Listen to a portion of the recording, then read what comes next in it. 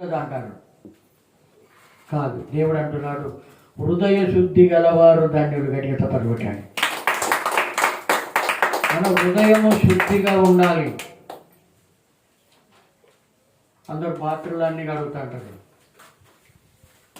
కడిగినంత మాత్రాన పోదు. మన హృదయం కడగబడాలి. మందసం గురించి చెప్పాడు. మందసానికి భయపడరు. దేవుని యొక్క మందసానికి ప్రజలందరూ కూడా భయపడ్డారు. చూడండి, ఇదే మనం చదువుకున్నటువంటి అధ్యాయంలో, ఇదే 4వ వచనంలో ఒక మాట మనం చూసుకుందాం. కాబట్టి 4వ అధ్యాయం 7వ వచనం. దేవుడు దండులోనికి జడిసిపోయారు. జడవడం అంటే గద గద గద గద వణుకుతున్నారు కాళ్ళు చేతులు. జడవడం అంటే ఏంటమ్మా? ఏదైనా పెద్ద శబ్దం వచ్చిందనుకో ఇట్లా ఇట్లా కొట్టుకుంటాం మనం. నేను చెప్పేది అబద్ధమా? జడిసిపోయారు. అమ్మో, ఇజ్రాయేలీయుల దేవుని యొక్క మందసం మన మధ్యలోకి వచ్చాది. మనం ఎట్లా గెలుస్తాం? చూడండి, ఎట్లా గెలుస్తాం అని ఫిలిష్తీయులు భయపడుతున్నారు. ఇక మనం గెలవలేము, మన మనసులో నీరు గారిపోతున్నాయి. చూడండి సందర్భం అక్కడ. జడిసి దేవుడు దండులోనికి వచ్చానని అనుకొని అయ్యో ఏంటంటే అయ్యో అంటే ఏంటిది? ఎప్పుడు అయ్యో అంటాం? ఓ ఇల్లు కాలిపోతుంది మనం పోయేసరికి ఏమంటాం? అయ్యో అంటాం. పేద ఘోర యాక్సిడెంట్ జరిగింది, అయ్యో అంటాం. ఏమి వాళ్ళకు దిక్కు లేకుండా అయిపోతున్నది. అయ్యో, ఇక మనం ఓడిపోతాం, మనం గెలవం. వాళ్ళ దేవుడు వచ్చేసాడు. తప్పని కొట్టాడు. వాళ్ళ దేవుడు వచ్చేసాడు, ఇక మనం గెలవము. మహాశూరుడకు ఈ దేవుని చేతిలో నుండి మనలను ఎవరు విడిపిస్తారు? ఎవరు విడిపించే వాళ్ళు ఉన్నారా? ఇవ్వలేరు. అయిపోయింది, మన పని అయిపోయింది అని వాళ్ళు భయపడుతున్నారు. ఆ దేవుళ్ళు అంత శక్తి ఉంది, అంత మహత్యం ఉంది. ఎర్ర సముద్రాన్ని 2 పాయలుగా చేశాడు ఆయన. ఇజ్రాయేలు ప్రజలను అరణ్యంలో 40 సంవత్సరాలు నడిపించాడు, ఏ కొరత లేకుండా. అలాంటి దేవుడు ఎరికో గోడలను కూల్చివేశాడు. ఇంతకుముందు మన బ్రదర్ చెప్పినట్టుగా అదే గడ్డపారలు గన్నులు, ఏది గడ్డపారలు సుట్టెలు ఇవన్నీ పట్టుకొని పోలే. రోజుకొకసారి తిరిగారు. 7వ రోజు 7 సార్లు తిరిగారు. ఎరికో గోడలు వాటంతటా అవే కూలిపోయినాయి. తప్పని కొడదాం. అంత శక్తి ఉంది, అంత బలం ఉంది. ఏవో మనం అనుకున్నంత కాదు. మనం ఏదో భక్తి చేస్తున్నాం, మన భక్తి అంత దాంట్కి. హల్లెలూయా. దేవునికి అనుకూలంగా లేనటువంటి భక్తి వేస్ట్ అండి. ఏదో నేను మందిరానికి పోతున్నాను అంటే కాదు, ఏదో నేను ప్రార్థన చేస్తున్నానంటే కాదు. కొన్ని ఆజ్ఞలు పాటించాలి. అప్పుడే మనము దేవునిలో మనము ఎదగగలుగుతాం. ధైర్యాన్ని, బలాన్ని, శక్తిని పొందుకుంటాం. మనలో కూడా రోగాలు అవే మటు మాయమైపోతాయి. గట్టిగా తప్పలు కొడదాం.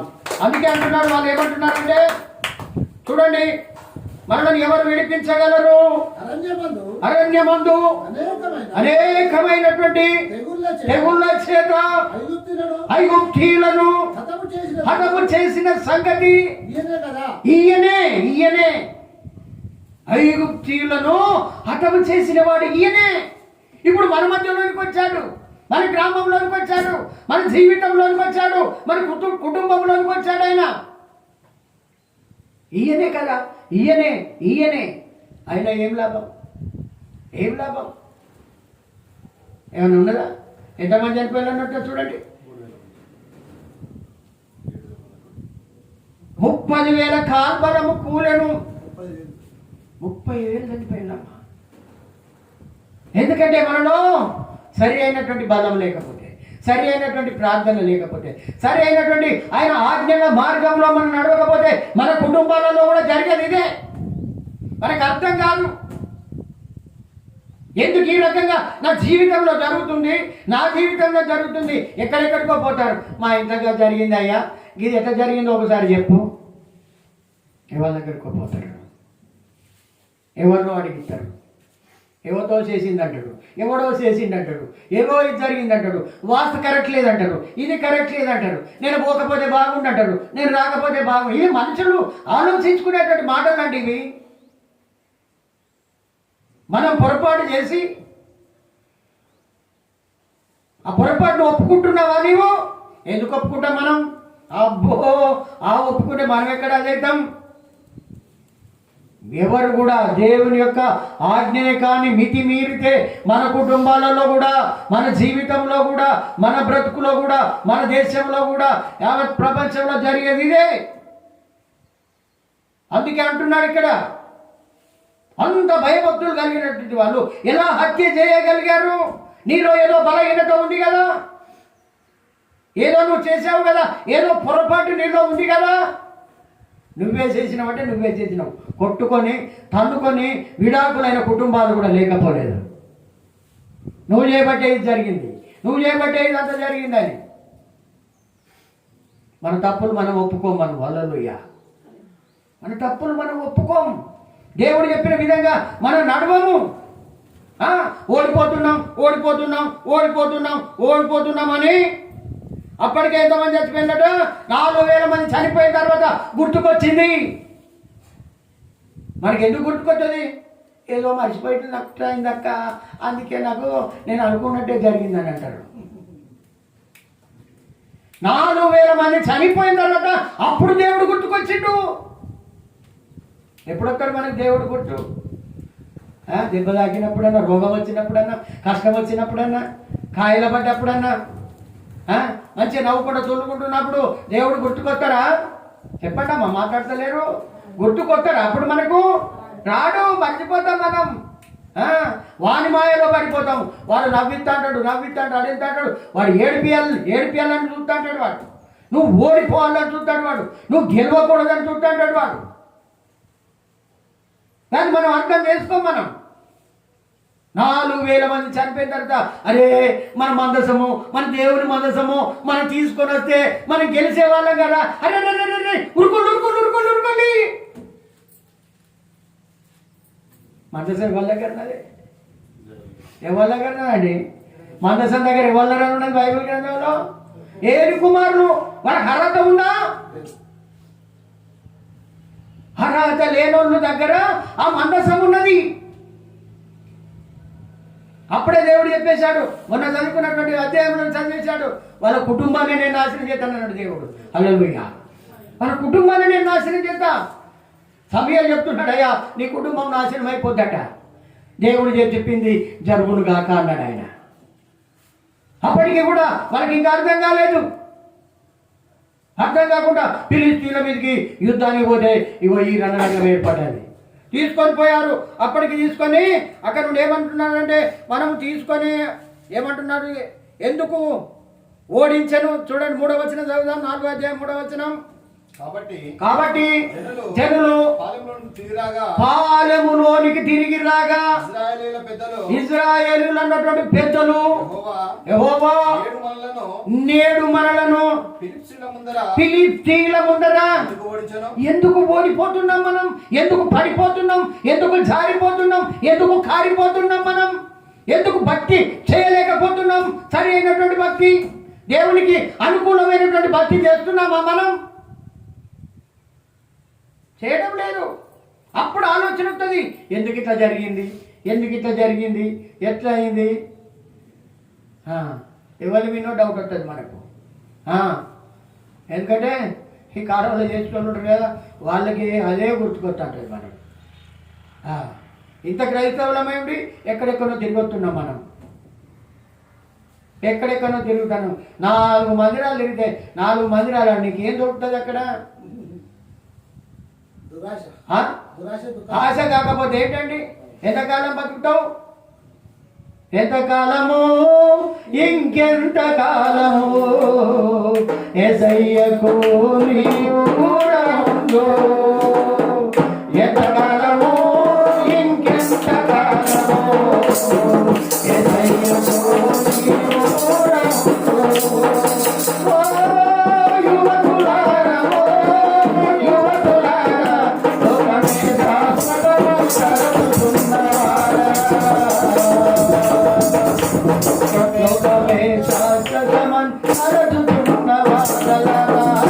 లోకం శాశ్వతం కాదు.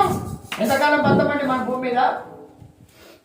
బతికితే సరి అనే విధంగా బతికితేయాలి, లేకపోతే సపరేట్గా మానుకోండి. హల్లెలూయా. బతికి అవసరం లేదు. ఎందుకంటే కలిసి బతుకు. సంఘాలు పెరుగుతున్నాయి ఇంతవరకు చెప్పాడు, కానీ క్రమం లేదు, క్రమం పాటించడం లేదు. ఎవరు సరి అయినటువంటి దేవుని యొక్క ఆజ్ఞలు పాటించడం లేదు.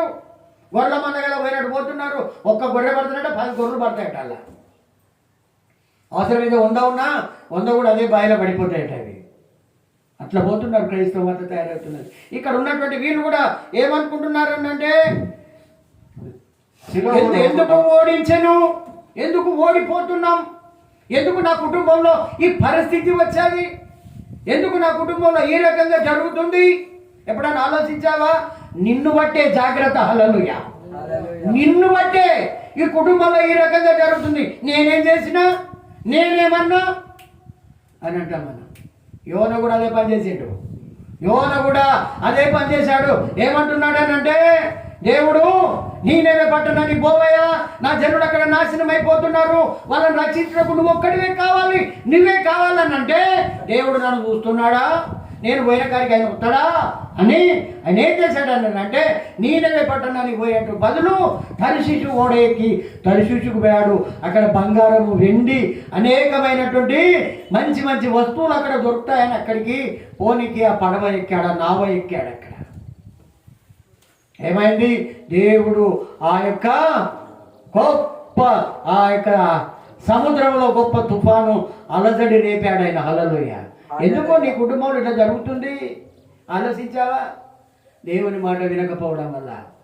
ఏదో మన ఇష్టం కాదు, బైబిల్ పట్టుకోవడం మన ఇష్టం కాదు, మందిరానికి రావడం మన ఇష్టం కాదు. చాలా నిష్టలు ఉంటాయి దీంట్లో. హల్లెలూయా. నిష్ట అంటే మళ్ళీ వేరే నిష్ట అనుకోకండి. ఇది సరి అయినటువంటి నిష్ఠ జీవితం జీవించాలి మనం. కల్తీ లేని జీవితం ఉండాలి ఇక్కడ. అందుకే అంటున్నాడు, పోయి ఓడ అడుగు భాగంలో పడుకున్నాడట మానవుడు. ఎవ్వరికి తెలియనట్టు, ఏం చేయనట్టు. ఎందుకు ఈ ఓడలో ఈ రకంగా జరుగుతుంది? ఆకాశానికి ఎక్కుతుందట, కిందికి వస్తుందట. ఇక మనం బతకము, ఇలా మనం బ్రతకము. ఎందుకు ఈ రకంగా జరుగుతుంది? ఎన్నడూ జరగంది ఈ రకంగా జరుగుతుంది. మన కుటుంబాలలో కూడా ఎందుకు అలసట రేగుతుంది? సాతాను గారు వాడు ఏం చేస్తాడు? ఆట ఆడిస్తాడు మనలను. ఎట్లా దేవుడికి నువ్వు సరిగా విధంగా ఉండలేవు కదా, ఎన్నడికైనా నువ్వు నా బిడ్డవే బిడ్డ, నా పచ్చానంటని ఇక నిన్ను ఒక ఆట ఆడిస్తాడు.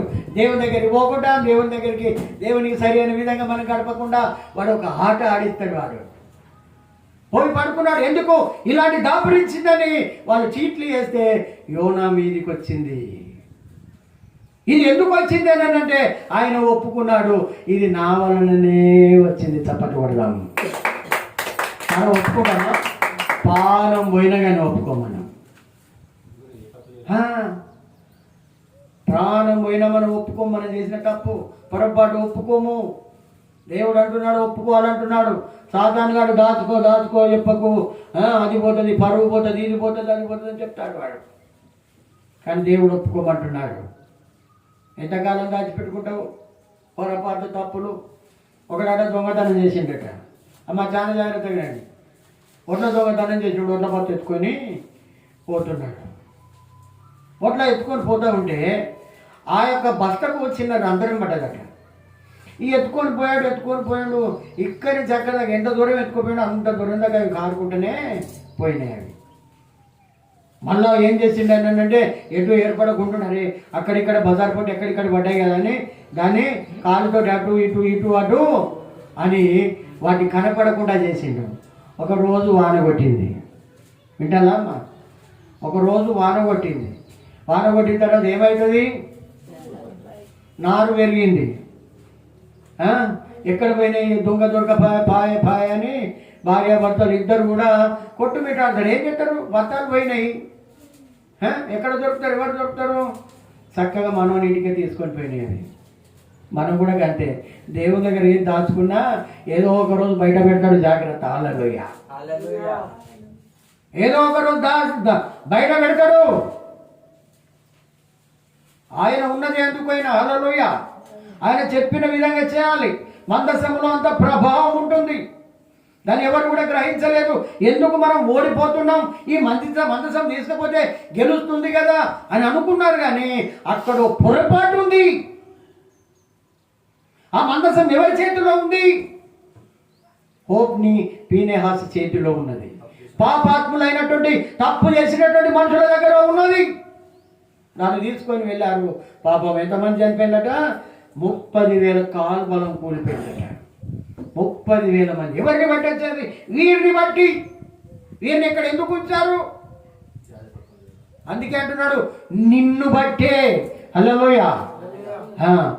మనలను బట్టే, నిన్ను బట్టి, నన్ను బట్టి ఇదంతా జరుగుతూ ఉన్నది. అందుకే అంటున్నాడు ఇక్కడ, యోనా దొరికిపోయాడు. నన్ను ఎత్తి ఈ సముద్రంలో పడవేయండి, మీరు నిమ్మలంగా ఉంటారని చెప్పాడు. అదే రకంగా వాళ్ళు ఎత్తివేసి దేవుని మహిమపరిచారు. అక్కడ ఇంకో చోట జరిగింది. యెహోషువ గ్రంథం 7వ అధ్యాయంలో కూడా ఒక వ్యక్తి, దేవుడు ఏం చెప్పాడంటే, ఇక మీరు గెలిచారు, చాలు, సంతోషంగా ఉండండి, ఆనందంగా ఉండండి, మీకు ఎదురే లేదు అని చెప్తే, ఏదైతే చేయకూడదని చెప్పాడో అదే చేశారు. ఏదైతే చేయకూడదని చెప్పారో అదే చేశారు. చూసుకుందాం ఒకసారి. యెహోషువ గ్రంథం 7వ అధ్యాయం ఒక మాట మనం చూసుకుందాం. మనం 7వ అధ్యాయం 1వ వచనాన్ని మనం ముందుగా ధ్యానించుకుందాం. శపితమైన దాని విషయములో ఇశ్రాయేలీయులు తిరుగుబాటు చేసిరి. ఎట్లనగా యూదా గోత్రములో జెరహు ముని మనవడును జబ్ది మనవడును కర్మి కుమారుడునైన ఆకాను శపితము చేయబడిన దానిలో కొంత తీసుకున్నాడట. హల్లెలూయా. దేవుడు శపించింది ఏది కూడా మనం ముట్టుకోకూడదు. ఏంటంట? ముట్టుకోకూడదు. చెప్పింది అయిపోయింది. వద్దురా బాబంటే ఒకటా మనం అప్పో ఎవరికి చెప్పక ముచ్చటంటాం కదా, అది ఊరంతా బాగుంటుంది, గుర్తుపెట్టుకోండి. ఎవరికి చెప్పక అక్క నీకే చెప్తాను అక్కో, పానాలు పోతే ఎక్కువ, అందరికి ఉరి పడుతుంది ఎక్కువ, ముందుగా నాకే పడుతుంది ఎక్కువ అని చెప్తా అంటారు. ఎవరికి చెప్పలేదు, మరి నీకే చెప్తాను సుమా. ఎక్కడ రాబోతుంది? ఆ అక్క పోయి ఇంకో అక్కకి చెప్తారు, అక్క నీకే చెప్తాను, మళ్ళీ వాళ్ళకి చెప్పకు. ఆ అక్క ఇంకొకరికి చెప్తుంది, ఊరంతా బాగుంటుంది. అది అర్థమైతే నేను చెప్పేది తప్ప. ఆడవాళ్ళని కొట్టినట నువ్వు కింద నానదట. హల్లెలూయా. బయటికి వెళ్ళిపోతూనే ఉంటుంది. అది ఉండదు. ఈ అక్క చెప్పని ఆ అక్క పోతే ఆ అక్క నుంచి ఆగదు అట్లా. అందుకే చెప్తున్నాడు ఇక్కడ. ఆయన చెప్పాడు, ఇది మీ విధంగా చేయకూడదు, ఇది మీది మనకు పనికిరాదు, నీకు ఏది కావాలంటే అది ఇస్తా, కానీ అది మాత్రం ముట్టుకోవద్దంటే ఆయన ఏం చేసిండట?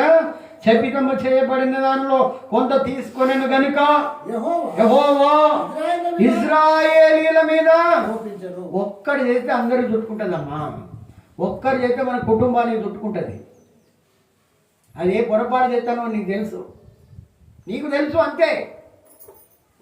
దాన్ని ఇప్పి చెప్పవలసిన పని ఏంటిది, ఏది, నేనేం చేసినా అని మనం మళ్ళా తిరగబడతా ఉంటాం. కానీ అది మనుషుల మీద తిరగబడతాం, కానీ దేవుని దగ్గర మనం ఆ రకంగా మాట్లాడలేము. హల్లెలూయా. ఆయన సమస్తం చూసేటువంటి దేవుడు. నువ్వు మాట తీరు కానీ, నీ ప్రవర్తన కానీ, నీ చూపు కానీ, నీ నడక కానీ, ప్రతి ఒక్కటి ఆయన గమనిస్తూ ఉంటాడు. నేను తలుపులు పెట్టుకున్నాను కదా, నేను ఎవరు కనపడను అని అనుకుంటాం. మనం లోపలనే పొరపాటు చేస్తాము. అది కూడా దేవుడు రికార్డు చేస్తాడు, గుర్తుపెట్టుకోండి. అందుకే మీరు ఇంటిలో గుసగుసలాడిన మాటలు మిద్దెల మీద చాటింపబడునని మాట్లాడుతున్నాడు ఆయన. హల్లెలూయా. మనం మాట్లాడిన చిన్నగా గుసగుస మాట్లాడినా పెద్ద మిద్దెల మీద వినిపిస్తున్న డీజే సౌండ్ తోటి వినపడి చేస్తా అంటాడు. హల్లెలూయా. మనం ఎవరి ముందంటే కాదని అనుకుంటామో వాళ్ళ ముందటే వినిపిస్తాడు. ఇది మనము గుర్తుంచుకోవాల్సిన అవసరం ఉన్నది. అందుకే ఇక్కడ ఏమంటున్నాడు అంటే యెహోవా ఇజ్రాయేలుల మీద కోపించాడు. ఒక్కడు చేసినందుకు ఇజ్రాయేలు మీద కోపించి 4వ వచనం చదువుదాం. కాబట్టి జనులలో ఇంచుమించు 3,000 మంది అక్కడికి వెళ్ళిరి గాని ఆయవారి ఎదుట హల్లెలూయా నిలవలేరు. అంతే,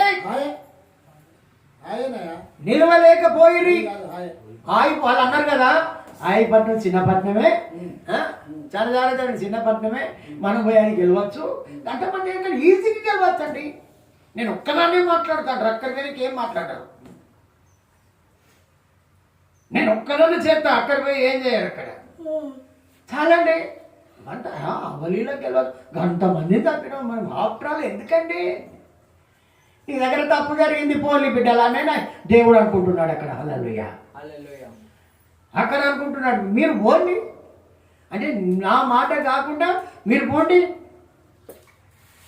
ఇప్పటికి చెప్తున్నా నేను. హల్లెలూయా.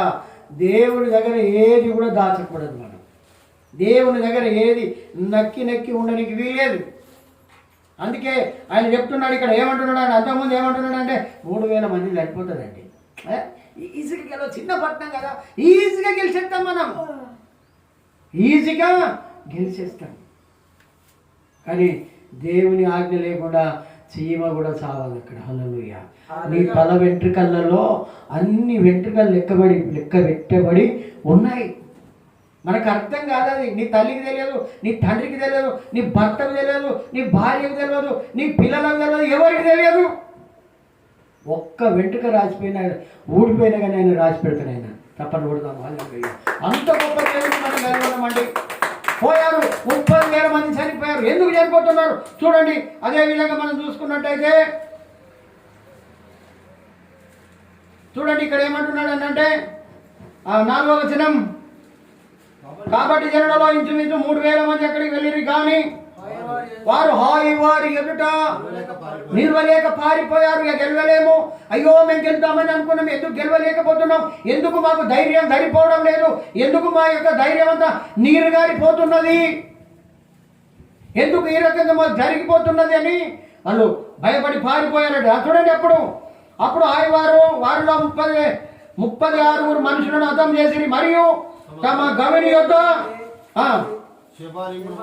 వరకు వారిని తరిమి హతం చేసిరి. కాబట్టి జనుల గుండెలు కరిగి నీరైపోయాయి. హల్లెలూయా. మంచి ధైర్యవంతులు చనిపోయారు. అర్థమవుతుంది అమ్మ? వింటాలా వాక్యము? వినాలి. హల్లెలూయా. ఎక్కడో చూడకండి, వాక్యం వినాలి. మనం చేపట్టే మన కుటుంబంలో అనర్థాలు జరుగుతూ ఉంటాయి. ఎవరి ఒక్కరి ద్వారానో కుటుంబానికి శాపం వస్తుంది. ఇది అర్థం చేసుకోవాలి మనం. ఆయన అంటున్నాడు ఇక్కడ వాళ్ళ గుండెలు కరిగిపోయినాయట. అమ్మో, ఇంత మంచి పెద్ద వస్తాదులనే చంపేసిలే, ఇక మనమెంత అంటున్నారు ఇక్కడ. చూడండి 6వ వచనం. యెహోషువ తన బట్టలు దింపుకొని తానును సాయంకాలం వరకు ఎక్కడ హల్లెలూయా తప్పనిపడ్డండిగా ఎక్కడికి పోయిన వాళ్ళు అక్కడికే పోయిన వాళ్ళు. అంత ముందు పోలే. అడుసు దొక్కనేలా కాలు కడగనేలా. అమ్మ చాలా జాగ్రత్త వినండి. దేవుని విడిచి మనం ఏం చేయలేము, దేవుని పక్కకు పెట్టి మనం ఏం చేయలేము. ఏదో అక్కడ క్యారెట్ దాని మీద ఏది బట్ట కప్పి లేకుంటే ఓ గుడ్డేసి ఓ ముసుకేసి మనం ఏం చేసినా ఏం తెలియదు అని అనుకోకూడదు మనం. హల్లెలూయా. అందులో లోయడు దేవుడు. అందుకే చెప్తున్నాడు ఇక్కడ. వాళ్ళందరూ ఏం చేశారట? బట్టలు చెప్పుకున్నారట. ఏంటి? మన దేవుడు అంత ధైర్యశాలి కదా, అంత బలవంతుడు కదా, ఎందుకు మనకి ఈ రకంగా జరిగింది, ఎందుకు ఇంతమంది చనిపోయారు? ఎందుకు ఈ రకంగా జరిగిందని ఇశ్రాయేల్ ఉన్నటువంటి పెద్దలందరూ కూడి ఈయన దగ్గరికి పోయారట. హలో యెహోషువ దగ్గరికి పోయారట. యెహోషువ కూడా బట్టలు చెప్పుకున్నాడు. అబ్బా ఎప్పుడు మనకు ఓటమి లేదు కదా, మీరు జయిస్తారని చెప్పాడు కదా, మీకు ఓటమి లేదని చెప్పాడు కదా, ఎందుకు మనం ఓడిపోతున్నాం, ఎందుకు మన కుటుంబాలలో అలజడి జరుగుతున్నాయి, లొల్లీలు అవుతున్నాయి, పంచాయతీలు అవుతున్నాయి, ఒకరికొకరి మనస్పర్ధలు వస్తున్నాయి. వాళ్ళకు వాళ్ళే ఏం చేశారట, వాళ్ళు ఏం చేశారట, విచారణ చేసి వాళ్ళకు వాళ్ళు ఆలోచించి ఇది ఎట్లా జరిగిందో ఒకసారి మనం చూడండి. యెహోవా మందసం ఎదుట సాయంకాలం వరకు యెహోవా మందసం ఎదుట మీద ముఖములు మోపుకొని హల్లెలూయా. ఇక మందసం ఎదుట తప్పు చేసిన వాళ్ళు తలకాయ ఎత్తుతారు. అమ్మ చూడండి వినండి, తప్పు చేసిన వాళ్ళు ఎట్లుంటారు, ఏం చేస్తారు, వ్యభిచారమందు పడ్డమైన స్త్రీ తలకాయ మీదకి వేసుకొని తిరుగుతుందా, తప్పు చేశారు కనుక దేవుని ఎదుట ఇది మందసం అయితే అందరూ తలకాయలు వచ్చి యెహోషువతో పాటు పెద్దలందరూ అయితే నిలబడి తలకాయలు ఆ మందసం దగ్గర తలకాయలు వంచి ఇట్లా తలకాయ ఉంచుకొని నిలబడట, ధూళి పోసుకున్నారు. హల్లెలూయా. ఓ దేవుడు రాములు ఆయన పోసుకుంటారు, చూసినావా, ఏ పాపం తెలియదు, ఏ నేరం లేదు, అయ్యో అయ్యో నాకు ఏం తెలియదు అని అంటారు. ధూళి పోసుకున్నారు. అమ్మ చూడండి మళ్ళీ ఎక్కడికి పోయిన వాళ్ళు, అయ్యో అయ్యో ప్రభువా యెహోవా మమ్మను నశింపజేయనట్లు అమోరీల చేతికి మమ్మలను అప్పగించుటకు ఈ జనులను ఈ యోర్దాను ఎందుకు దాటించావయ్యా, ఎందుకు మాకు ఈ కష్టాలు పెడుతున్నావు, దేవుణ్ణి అడుగుతున్నాం. మళ్ళా ప్రశ్న, దేవుడికే ప్రశ్న వేసేటోళ్ళం అయిపోయినాం మనం. కొద్దిగా తెలివి ఉండగానే, కొద్దిగా జ్ఞానం రాగానే అంతేనా, ఉన్నావా అసలు చూడండి ఎందుకు దాటించినవయ్యా నువ్వు, అప్పుడు మాకు ధైర్యం, మీరే అన్ని రాజ్యాలను జయిస్తారు, మీకు ఎదురే లేదని చెప్పినావు కదా, మరి ఎందుకు మేము ఓడిపోతున్నాం, మేము ఎందుకు ఓడిపోతున్నాం, ఎందుకు పడిపోతున్నాం, ఎందుకు ఖరాబ్ అయిపోతున్నాం, ఎందుకు మంది మాటలు వింటున్నాం మేము అని అడుగుతున్నాడు. యెహోషువ అడుగుతాడు. చూడండి, కనికరించుము, ఈ పొరపాటు క్షమించుము, ఇశ్రాయేలీయులు తమ శత్రువుల ఎదుట నిలవలేక నేనేం చెప్పగలనయ్యా, నేను ఏం జవాబుదారి చెప్పాలి, ఈ ప్రజల ముందట ఏం చెప్పాలి కదా. ఇప్పుడు ఏదైనా జరిగితే చక్కగా సర్పంచ్ని అడుగుతారా లేదా, అంతే లేదా, మరి నేను ఏం చెప్పాలి వాళ్ళకు, వీళ్ళందరూ ఓడిపోయి వచ్చారు, నేను పొరపాటు చేసినట్టయితే నాలో ఎవరు క్షమించు, కానీ ఏంది ఎంత ఘోరం ఎందుకు జరిగింది, ఇంత ఘోరం ఎందుకు జరుగుతున్నదని దేవుణ్ణి అప్పుడు విచారిస్తున్నాడు ఆయన. హల్లెలూయా. చదవండి, కనానీయులను దేశ నివాసులందరూ విని మమ్మల్ని చుట్టుకొని మా పేరు భూమి మీద ఉండకుండా తుడిచివేసిన ఎడల ఘనమైన నీ నామానికి నీవేమి చేయదువని ప్రార్థింపగా. హల్లెలూయా. చప్పట్లు కొడతాము. ఆయన నామం, నీ పేరు బదనాం అయిపోతుందయ్యా, నీ పేరు బదనాం. అరే నన్నేం చేయమంటావయ్యా, నా పేరు ఎందుకు బదనాం అవుతుంది, మీరు చేసి నా మీదకి నెట్టేస్తున్నావు. చూడండి మానవుని పాపం ఎక్కడికి పోతుంది, అది ఎవరు చుట్టుకుంటుంది, ఎన్ని గొప్పలు అంటుకుంటున్నాయి, ఎన్ని గ్రామాలు అంటుకుంటున్నాయి, ఎంత ప్రజలు నాశనం అయిపోతున్నారు. ఎవరు ఒక్కడు చేసిన దానికి, ఒకరు చేసిన పొరపాటుకు, హల్లెలూయా, ఒకరు చేసిన పొరపాటుకు ఏమైపోతున్నది. మోసే కూడా అంటున్నాడు, అయ్యా ఒకవేళ నువ్వు ఈ మాట అంటే అయ్యా ఈ ప్రజలు ఇక్కడ దాకా నడిపించి మమ్మల్ని నాగం చేసిపోయింది అంటారని సాగిన పడి మొక్కిండట. చప్పట్లు కొట్టండి. హల్లెలూయా. ఈ యెహోషువ కూడా అడుగుతున్నాడు ఆ రకంగా, యెహోషువ కూడా ఆయన అడుగుతున్నాడు, దేవుడిని అడుగుతున్నాడు, నీ నామం ఏమైపోవాలి, ఎంత పేరు బదనం. కుటుంబంలో కొడుకే కానీ బిడ్డే కానీ ఏమైనా పరిస్థితి ఆగమాగం చేస్తే ఏమైపోతుందమ్మా కుటుంబానికి, బదనం, పరువు, ప్రతిష్ట. ఇది తెలుసా, ఏం తెలియనట్టే ఉంటాను వీళ్ళు. ఎవరి వల్ల పోతుందమ్మా? మరి తండ్రి తప్పు చేసిందా? తల్లి తప్పు చేసిందా? ఎవరు చేశారు? మరి ఎందుకు పోవాలి? వాడు చేస్తే నాకేంది, అది చేస్తే నాకేందని అనుకుంటారా? మీరే చెప్పండి అమ్మా. ఇప్పుడు ఆయన పరిస్థితి అట్లుంది అక్కడ. హల్లెలూయా. ఆయన పరిస్థితి అట్లా ఉన్నది.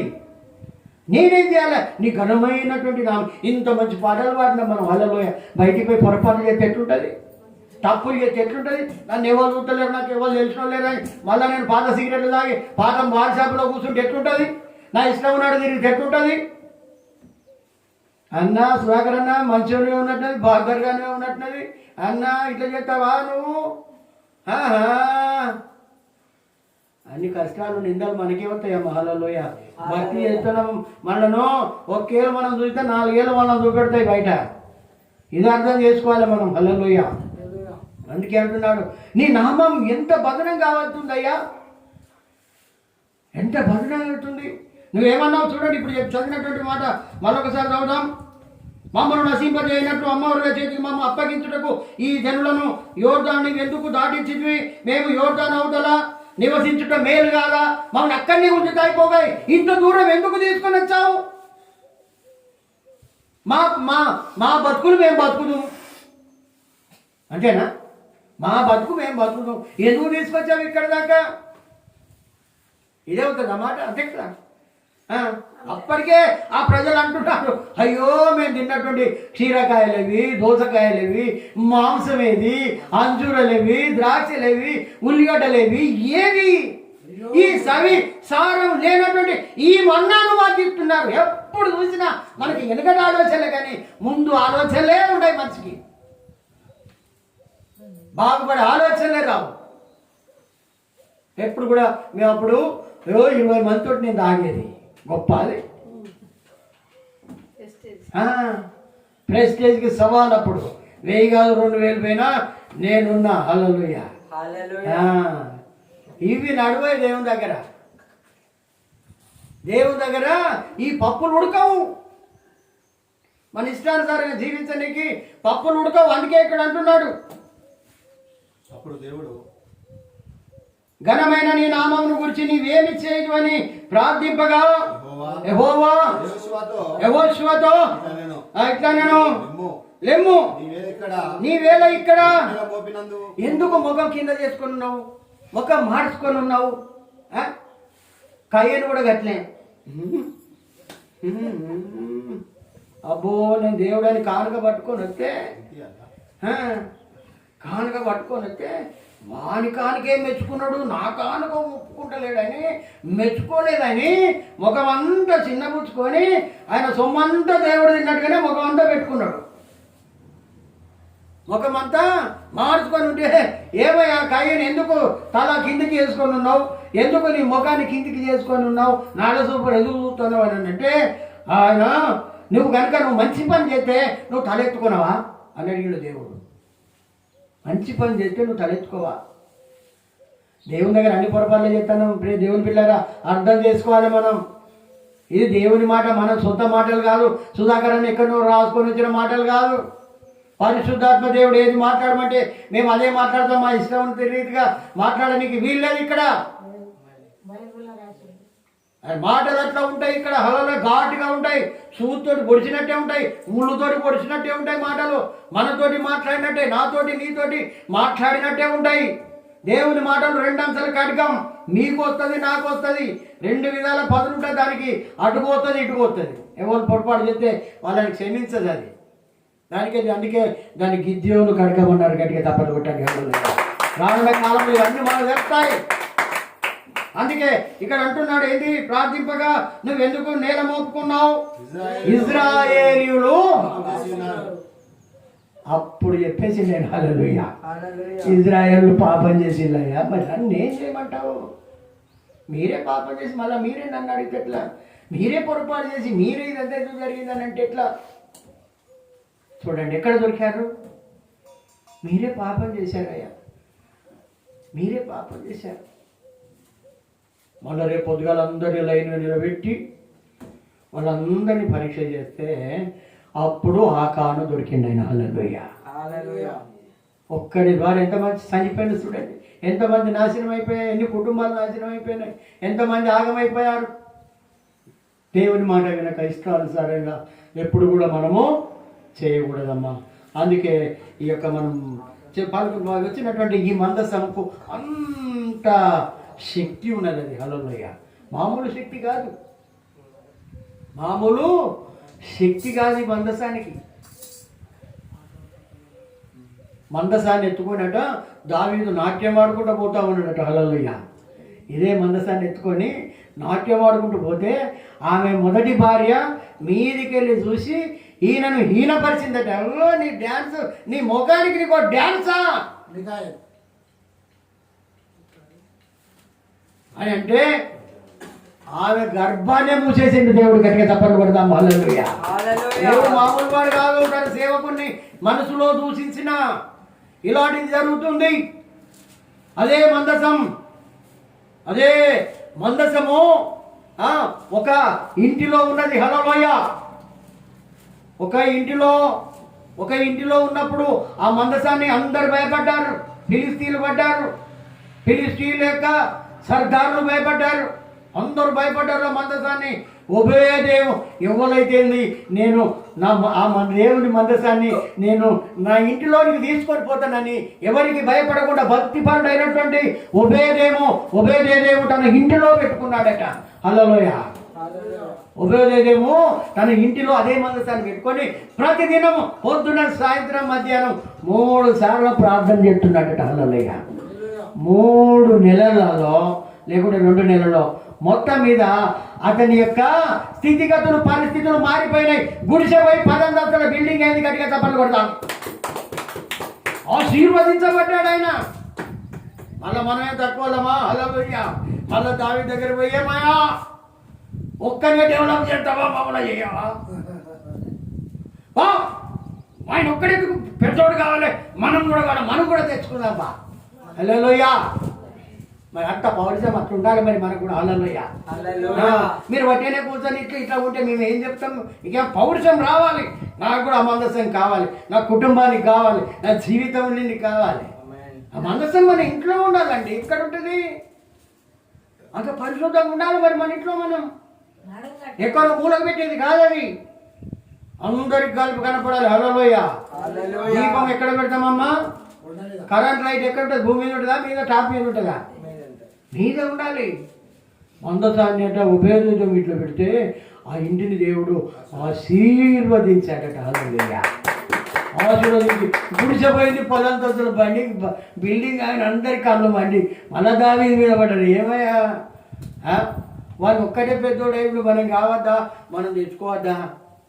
అంత ప్రభావం ఉన్నది. హల్లెలూయా, యోర్దాను నీళ్ళట. హల్లెలూయా, యోర్దాను నీళ్ళు యాజకుల అరికాళ్ళు 3 ముందు మోయాలి, 3 వెనక మోయాలి. దాన్ని పల్లకి మోసినట్టు, పల్లకి తెలుసు కదమ్మా, ఆ రకంగా మోసుకొని వెళ్తూ ఉంటున్నట్ట. యాజకు మామూలు వాళ్ళు కాదమ్మో, అందరు మోతే చచ్చిపోతారు.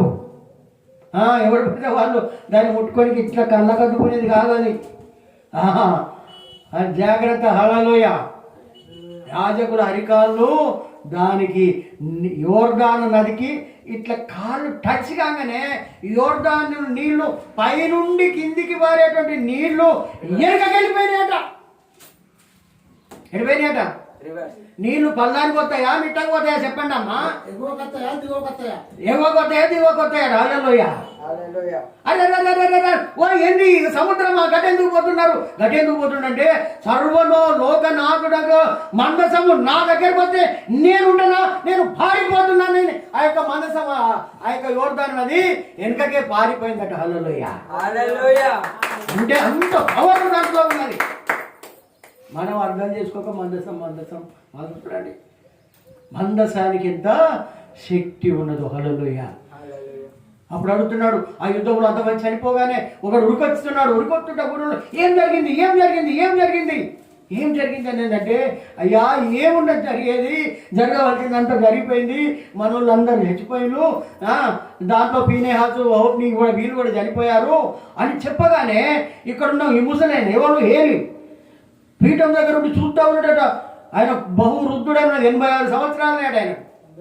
88 సంవత్సరాలేట ఆయన అక్కడ కూర్చొని ఉన్నాడు. ఆ మందసం దానికోసమే చూస్తున్నాడు.